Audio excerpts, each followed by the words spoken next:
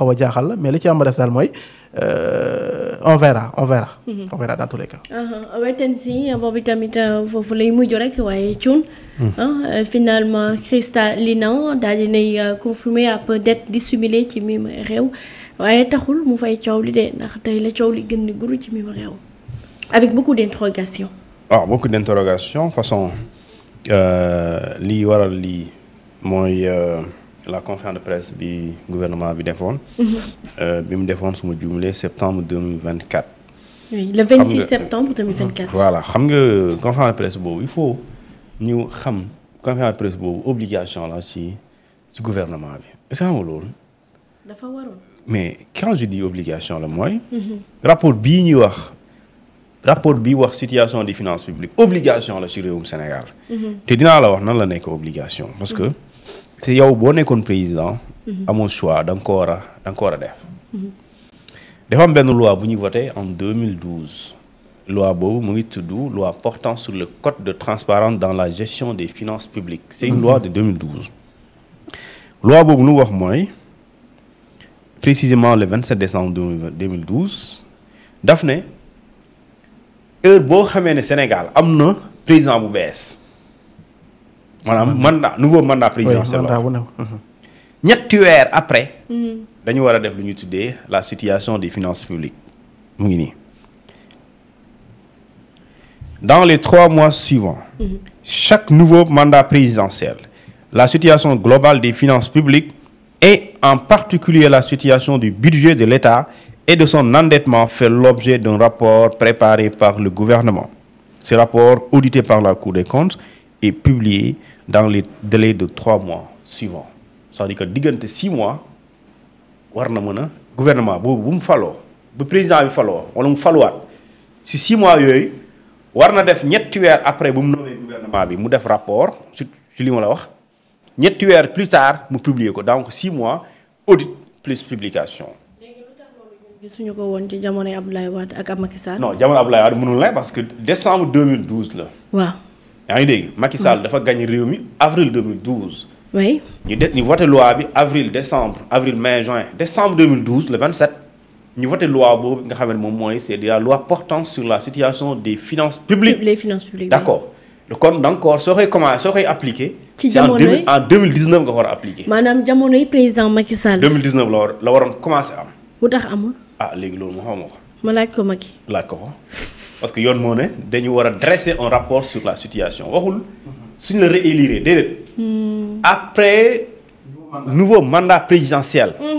un nouveau mandat présidentiel mën nañ la fal léegi ñu falaat la façon bu ñu la falaatee c'est un nouveau mandat présidentiel qui commence. ñu ne léegi heure boo ko waree def heure bu amee ñetti weer yi. rapport Cour des comptes dafay am. mu auditer sur la situation des finances endettement bi lépp li nga xamante mooy ci budget état au Sénégal.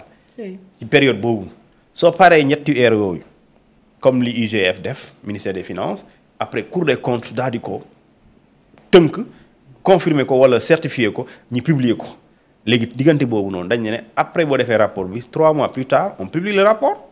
léegi kon le gouvernement su ko deful il viole la loi il est obligé. donc ça c'est un exercice de transparence qui est imposé au gouvernement amul choix c'est-à-dire que loi boobu même bu jëmaay jógee fii keneen bu toogee loolu lay def su ko deful violé na yoon c'est ça la vérité léegi nag contenu bi loolu amul solo lépp solo mooy les informations financières avancées dans le rapport est-ce que dëgg la wala du dëgg c'est ça le plus important léegi man damaa wax ne par exemple te dama gis Sénégal yi di jubiler oui le FMI a confirmé am nañ ndam le FMI a confirmé on a échoué et ku ne di xëcc qui a gagné finalement personne n'a gagné dans cette histoire s'il y a un perdant c'est le peuple sénégalais parce que c'est nous qui devons encore payer cette dette là fay bor bu nu jëfandikoo mais tu es obligé on l'a contracté au nom du peuple sénégalais. On l'a contracté. Mais la responsabilité. Qui est responsable? moo tax ma ne. oui question yi ma posé mooy. waaw. est-ce que nëbb dette faute administrative la wala faute pénale la sur les fautes administratives rek Cour des comptes waxoon na ne dinañu def ay recommandations mooy indi ay mesures correctives pour ñu jëfee ko bu dee faute administrative ñu changer li tax loolu am. léegi bu dee faute pénale la. oui les responsables, les auteurs, les commanditaires, les complices doivent aller en prison. Ça, c'est pas un débat. Mais les faute ban là. Les si la dette est cachée aussi, oui. La responsabilité du FMI dans tout ça, c'est quoi? Oui. Moi, je demande à Ousmane Sonko, le FMI ne pouvait pas ignorer ce fait. Ce fait, c'est quoi? Moi, il cachait la dette. Ah, mon de wax nako ouvertement. Le droit, voilà, le complice là, le acte de complicité là. Su dee yow dañoo nekk ci salle bii. waaw ma def fi lu yoon tere. waaw ñu ne li cuun def de ndaak mënu ko woon ignorer. mooy lan mooy ndaak probablement complice la. ah ndaak de complice la. waaw léegi nag kon si il y a effectivement une dette cachée et que si on fait c'est évident. La responsabilité du FMI dans tout ça. Quand je parle du FMI, moi le représentant du FMI au Sénégal. Sauf qu'ils ont là les waaw parce que tu peux pas. Tu peux pas nga xam noppi ba pare on confirme que li nga xamoon noppi ko dëgg la dans après plus tard d'accord on va poursuivre des hauts responsables mais quand on poursuivra ces hauts responsables là mais aussi FMI puisque mënuloon ignorer li xew Sénégal pourquoi mënu ko ignorer et après il se tue noppi waxoon nañ fi de sunu signaux yëpp a vert de FMI mi waxoon signaux yëpp a vert FMI moom moo waxaat ne ñu ngi vérifier pour voir ndax dette cachée am na même FMI moo ñëw tey mu ne ñu dette dissimulée am na ci réew mi. léegi nag waaw gis naa gars yi di yorante ay. lépp FMI la rek miss reporting vraiment lu tax Sénégal yi bëgg ay détails gars yi di corriger wante. cours anglais anglais lu def jàngi anglais. cours anglais. waaw miss reporting. dañ ko saa miss reporting. ah non du non miss reporting mooy. et que j'ai été choquée. di gis ay magum jëmb toog ci plateau télévision. ah mais sérieusement arrêtez nag. mais moom li ma jàpp ne moo war a am. dès l'instant que FMI a dit que FMI vraiment du moom moo ñu wax. ay tappalekat lañ FMI du moo ñu war a. FMI warul nekk la boussole de l'État du Sénégal que ça soit ce régime que ça soit le régime précédent que ça soit le régime futur. Oui. Le FMI c'est quoi? C'est un partenaire stratégique technique ok amul problème. Mais nous l'État Sénégal développé. C'est l'État du Sénégal qui devra définir lu ñu tuddee ces politiques publiques yaa ngi dégg léegi ay nit yi ñoo la ci jàppale c'est-à-dire que c'est l'État du Sénégal moom moo war a teg ci table bi quelles sont ses priorités quelles sont ses urgences léegi pour réaliser loolu muy ut ay partenaires am et su boobaa nga xool en termes de ces partenaires là qui sont les plus stratégiques et quels sont ñi nga xam ñoom nga war a àndal et loolu je pense que état fu mu war a nekk mooy multiplier yaatal.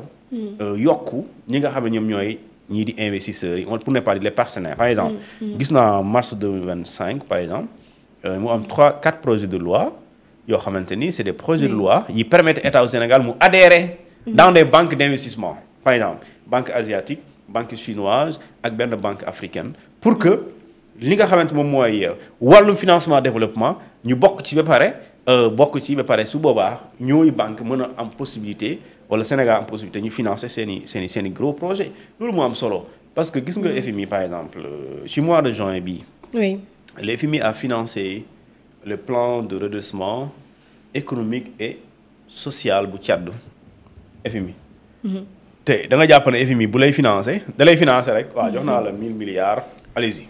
mais question Thioune est-ce que FMI mi mérité na ñu wóolu ko parce que tamit FMI mënu fee taxaw ci ginnaaw ni les signaux sont verts FMI ñëw waxu dettu cachée bi le premier ministre du Sénégal wax le 26 septembre 2024 mu ni ko léegi pour dinañ leen tontu dinañ vérifier ak yéen ñu demaat ba tey jii nii 1 an après FMI ñëw seen directrice def ab conférence de presse fële sa Washington DC ab journaliste laaj ko mu ni ko am na ab dette dissimulée ci Sénégal ban FMI la ñu war a wóolu est-ce que ñoom déjà mérité nañ tey jii Sénégal wóolu leen bu nu gisee fi nu jaar ak ñun ba tey jii ñuy waxu dette dissimulée ou cachée. léegi nag loolu mooy le problème léegi à quel FMI se fier? Oui.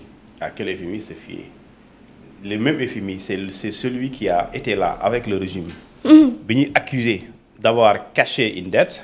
C'est ce même FMI-là qui nous a demandé des preuves. Oui. C'est ce même FMI-là qui nous a reçus à Washington. Oui. De faire dem leen ngeen xoolaat. C'est ce même FMI qui viendra à Dakar sous peu. Oui, sous peu. Ah. Et pareil, ce même FMI, le directeur moo ne nous allons encore continuer avec l'État du Sénégal, mais dans un nouveau programme. ce nouveau programme sera discuté bientôt si fan yi di ñëw dañ koy discuter. commencé nañ kay. waaw léegi. kon léegi te man lu ma jaaxal mooy. gis nga Mozambique a été victime de sanctions parce que la dette a été cachée là-bas. Dette dissimulée. Wow. Oui. Mais quand la dette a été cachée, Mozambique a été sanctionné. Oui. Et pourquoi nous, si notre dette a été cachée, alors quelle est la sanction du FMI? Le FMI le sort du Sénégal face au FMI, va-t-il nous sanctionner? Va-t-il nous comprendre? Le Sénégal va-t-il payer la dette? Le FMI va-t-il nous jéggal suñu dette? mais Thioune. dafa mel ni nguurum Sénégal ni ñu taxawee nii mooy taxawu fay bor de ñoom. léegi ndax ni ñuy waxee nii Cheikh Diba ni muy waxee Ousmane Sonko premier ministre ni muy waxee. ñii taxawu fay bor de danoo taxawu fay ñoom bor yanu xam. réew mi comme di doomay. mais loo contracté da ngay fay. loo contracté fay. yaa ngi si su ma juulee si nit bu dee xam nga dañu naan kan la yoral bor. na signalé wu ñu fay ko kan mooy fay est-ce que moom mooy fay bu dee bàyyi na fi dara la ñuy dajale ci lu mu bàyyi ñu fay ko ñu fay ñu mu yoral bor bu dee bàyyi fu dara njaboot gi ñooy cotiser wala ñuy jël seen xaalis fayal ko bor bi. donc dès l'instant nga contracté bor bi. boo waree